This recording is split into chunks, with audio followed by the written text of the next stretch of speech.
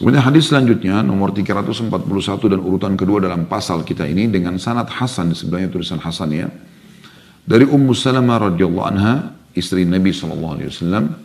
Dari Nabi SAW beliau bersabda, khairu masajidin nisa'i qa'ru baitihinna. Sebaik-baik masjid atau dalam kurung tempat solat para wanita adalah rumah mereka yang paling dalam. Diriwayatkan oleh Ahmad Tabarani dalam Mu'jam al-Kabir, pada sanadnya terdapat Ibu Lahiyah, ya Ibnu Lahiyah. Tapi ini sudah diseluri oleh Syekh Albani dan dihasankan oleh beliau. Diriwayatkan juga oleh Ibnu Khuzaimah dalam Sahihnya Al-Hakim juga menyebutkan dari jalur As-Sa'ib Maula Ummu Salamah. Ibnu Khuzaimah berkata, aku tidak mengetahui As-Sa'ib Maula Ummu Salamah, apakah dia adil atau terkena kritik, ya. Dan Al-Hakim berkata sanadnya sahih. Hadis ini lebih fokus kepada masalah qa'ru baitihinna, atau tempat yang paling tertutup dari rumah mereka. Ya. Jadi saya sudah jelaskan tadi, jadi kalau di kamar itu ada khusus tempat ibu sholat di situ, ya, itu sangat bagus. Kalau enggak, salah satu sudut rumah yang kira-kira memang tempat itu membuat ibu lebih nyaman, ibu ibadah sendiri di situ ya. Mungkin juga kalau ada tamu-tamu wanita atau anak perempuan Anda sholat bersama Anda, itu juga bagus ya. Jadi ini penekanan masalah itu ya. Dan yang membuat salah satu hal yang menyolok ya tanda kutip di sini dari Maryam alaihissalam ya. Bagaimana Allah Subhanahu wa taala menyebutkan dia sebagai wanita suci karena dia memang begitu, di dalam kamarnya ada mushollahnya, ada khusus tempat ibadah, dan itu aja dia ibadah kepada Allah di tempat itu. Sampai akhirnya Allah Subhanahu wa taala pun datangkan buah-buahan ya dari langit itu ya. Diceritakan dalam Al-Quran masalah itu. Waktu Nabi Zakaria masuk ke ya, ruangannya dan mendapati ada buah-buahan yang tidak ada waktu itu di Palestina, buah-buahan itu.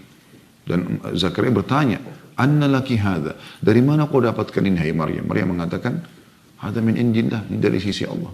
Ya, Allah mendatangkan karena ibadahnya kepada Allah SWT di tempat itu, maka ya, dan seriusnya dia khusus tempat itu untuk ibadah kepada Allah SWT, maka ini Allah datangkan rezeki kepadanya.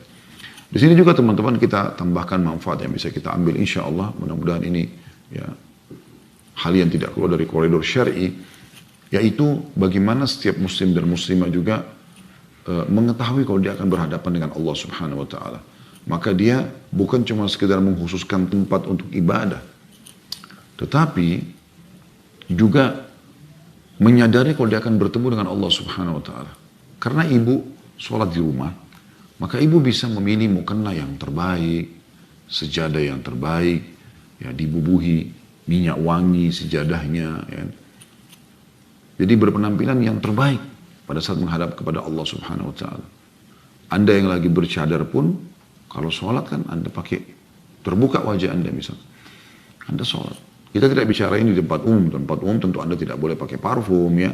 Dan ada pernah kita jelaskan hadis-hadis Nabi SAW di pasal sebelumnya. Ini berkaitan sama yang lain. Dilarang oleh Nabi SAW wanita untuk pergi ke masjid sementara dia pakai wangi-wangian gitu kan. Dan Abu Hurairah pernah menegur seorang wanita yang pergi ke masjid dan wangi kecium. Lalu beliau mengatakan, pulanglah wahai hamba Allah dan mandilah sebagaimana kau mandi junub gitu kan. Tapi kalau Anda lagi sendiri di rumah ya, Anda layaknya. Jadi jangan juga karena di dalam kamar nggak ada yang lihat kok, mukenahnya sudah sobek atau kotor atau sudah tua, sejadahnya ya kotor, maka Anda berikan berpenampilan yang rapi dan baik di depan Allah Subhanahu wa taala. Juga ada tambahan manfaat di sini teman-teman sekalian, yaitu laki-laki pun lebih afdal salat di rumah selain yang wajib.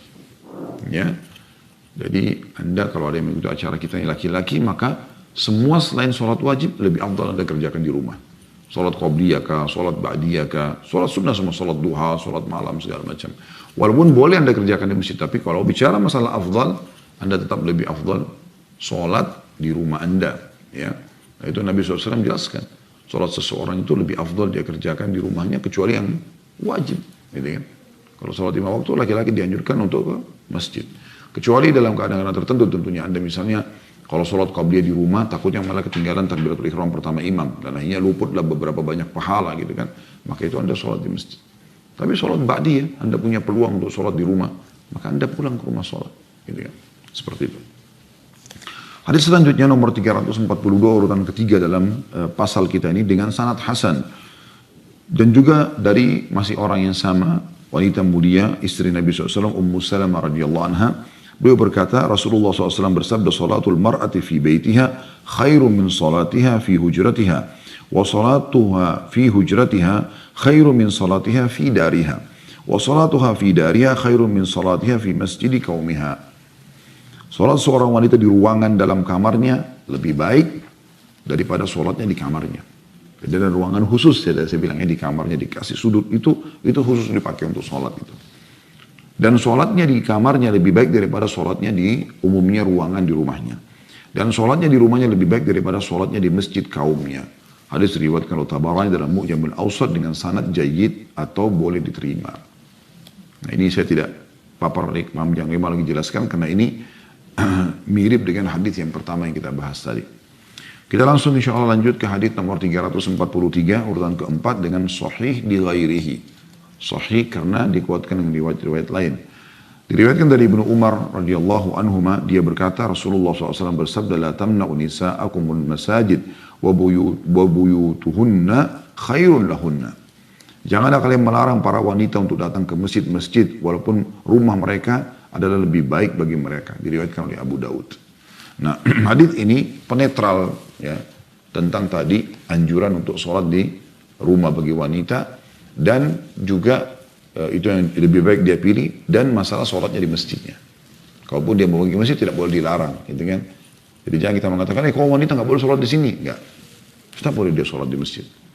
Sebagaimana Nabi SAW mengatakan sini, jangan kalian larang, la tamna'u. Ima Allah, nisa'akum bil masajid. Maksudnya wanita-wanita kalian untuk pergi ke masjid ya. Tapi Nabi bilang, wabuyutuhunna khairun lahunna. Walaupun rumah mereka lebih afdal buat mereka. Dalam arti kata, boleh seorang wanita mengejar sesekali pahala sholat di masjid. Tapi mayoritas sholatnya dikerjakan di rumah.